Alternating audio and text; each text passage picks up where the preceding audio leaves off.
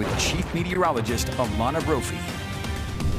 All right, we are seeing some huge storm totals out of these storms moving through the state. Right. I mean, this moisture, though, you can't complain. I feel bad for the flooding, but you can't complain, Alana. Oh, major totals coming out of these storms, and they are still out there tonight. I have to take you through the Corinne flooding, though. This is incredible video. Stephanie Peace shared this with us. This is her home. Look at the amount of standing water. She said she came back to this morning after 10 a.m. She left to run an errand in Brigham City. Look at the debris in the flood waters here, and this is what was left behind, a tremendous amount of water on her front lawn, going right up to the front steps. My goodness, they picked up 3.76 inches in Corinne, and cleanup now underway. But storms are still on the move and headed towards that area as we jump down to northern Utah. Park Valley dealing with some gusty winds, and we do have some hail embedded in these storms. They're going to cross the lake and target a portion of the Beehive State. So while it's dry right now and the sun is out, we just saw that live view from Corinne, the potential for wet weather comes back, and we're talking about 7 to 10 p.m.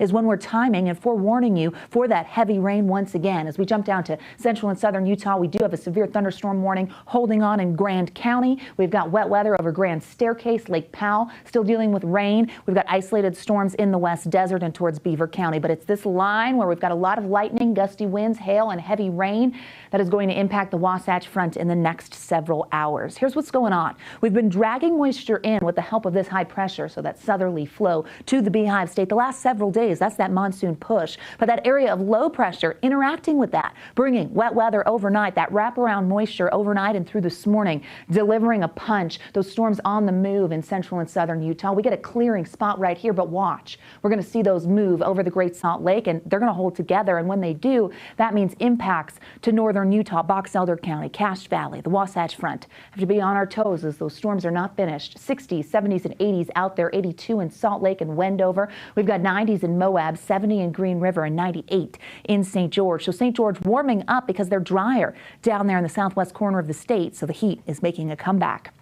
Partly cloudy tonight here in Salt Lake. We could see storms coming through. Temperatures right after ABC4 News at 10 in the low 70s. Not everybody is going to get a storm here. Some of us are going to stay quiet tonight. Those temperatures in the mid 60s for the overnight. But other folks will see the return of wet weather. Futurecast is the greatest tool here. It gives us an idea of where the storms are headed and the timing, the clock in the corner of your screen. Isolated activity in central Utah through 7 p.m. Jumping up to the north by 9 p.m. We've got echoes of moisture moving into Utah County. So the model likes Ogden Valley to Utah County. But we know that Cache Valley and north of that, the northern Wasatch Front, will also see possible impacts. ABC4 News at 10, the model wants to bring that through Salt Lake County at that time so we could see active skies. I-80 staying active over Wendover, becoming more isolated. Cloud cover by 2 a.m. and fairly quiet, drying out, but the slight chance of moisture does hold on for tomorrow. Here we are tomorrow morning, your Friday morning, looking clearer throughout the state, but there's where that moisture potential holds. Northwestern Utah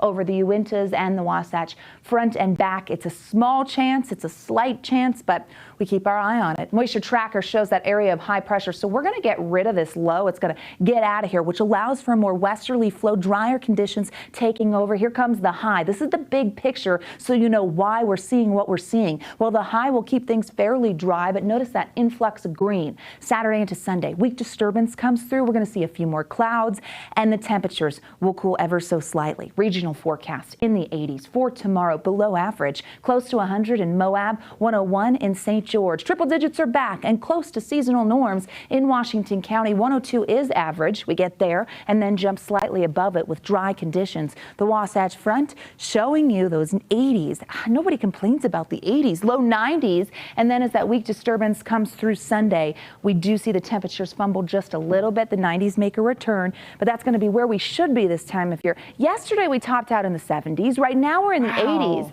I just keep calling Mother Nature like,